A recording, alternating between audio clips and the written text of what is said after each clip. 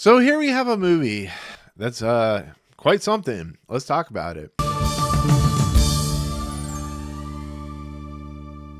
What's going on, everyone? Welcome to Movie Emporium's movie review and spoiler-filled discussion of the new Emerald Fennell film, Saltburn. This is, once again, a spoiler-filled discussion, so be aware. Everything's going to be spoiler-filled, so if you have not seen this movie, definitely check it out. Otherwise, if you have, here's my review. So Saltburn is, of course, the sophomore effort from Emerald Fennell. It, of course, stars Barry Keoghan and Jacob Elordi and Archie Madekwe and Rosamund Pike and so on and so forth. It's about a young kid named Oliver who becomes infatuated with a character named Felix, and he basically integrates himself into this world that is very upper nouveau rich and stuff like that. And he is basically taken to Saltburn, which is this very rich estate run by, of course, Richard Curtis and Rosamund Pike. Well, things start to happen, and Oliver becomes a little too obsessed, and things start to fall apart at Saltburn, and it leads to a conclusion, which I'll talk about in a second, that, you may or may not like, I guess you could say. So with that said, I've been looking forward to Emerald Fennell's sophomore follow-up to Promising Young Woman, which I really enjoyed. I thought that was a great film.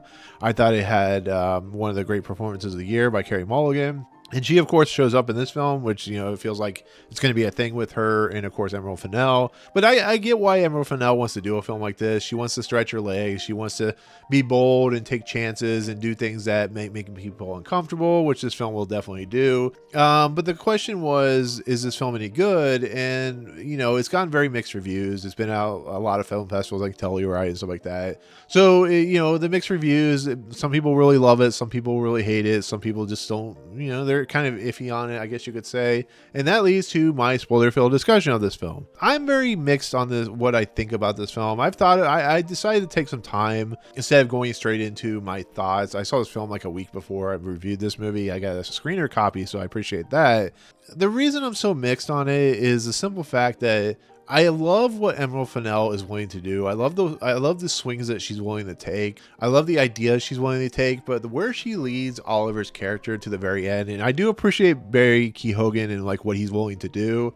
This movie becomes so campy that it almost becomes unwatchable, to be fairly honest. It becomes so unlikable, the characters themselves, even though they're really good. Like, all the main characters are pretty decent in this movie, except for the sister, which I was like really kind of hit or miss on, but there's some weird stuff with her character.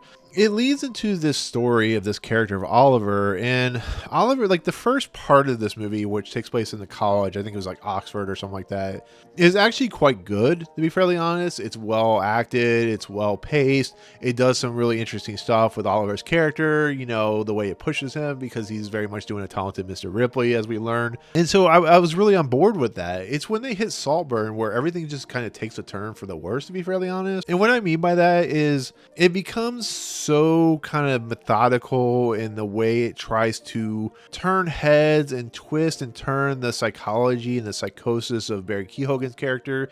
He starts doing things that are very weird, and I guess I get it why when it gets to the end, when we find out what his main purpose is, he seduces the sister, and he does some, what could be considered rape, if you want to be honest with you, which is really uncomfortable to talk about, with her, and she kind of goes for her, and he manipulates her, and then he manipulates the Jacob Elordi Felix character, which we think he's infatuated with, and he does things where he drinks the water after Felix, does things to himself, and, he just, it's just very, very weird. Like, he also rapes the Archie Madekwe character, and I don't know, I felt the movie was going into some really dark stuff that didn't make any sense for this character.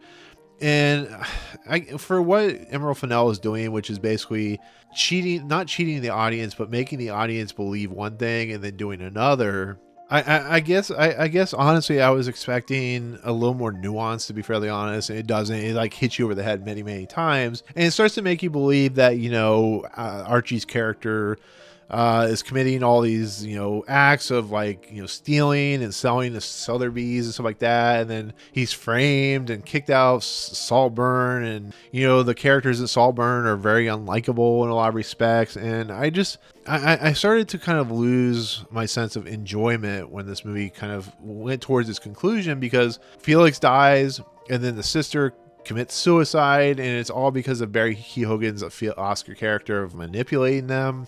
The only one that seems to be of any kind of normalcy is the butler, and he doesn't really care. He just kind of goes with it. There's a scene where they're singing, they're doing karaoke, and they play a Pet Shop Boys song, and it just, I don't know, it's really weird. And then once again, you see like kind of this distraught nature of Rosamund Pike's character, who feels very underused, and Richard Curtis definitely feels underused, and they give in to the character of Oscar and give him money. And then he doesn't see the character played by Rosamund Pike for like a few years, and we find out that she gives all the estate because the husband has died. She gives all the estate to Oscar, and we find out that Oscar has been manipulating everyone, and he's lying. He's doing exactly what Ripley did, the talented Mr. Ripley did, the Matt Damon character in a lot of respects. And he tells a story like, the aha moment that releases everything that we see, how he poisoned Felix, and he basically put into the sister's mind, because Felix died, to commit suicide, which makes no sense whatsoever. And now he's like, killing the Rosamund Pike character by taking the tube out, and then he just takes Saltburn. Like, these people were obviously either really stupid individuals, or they're just too rich-minded to think better, and that doesn't make any sense.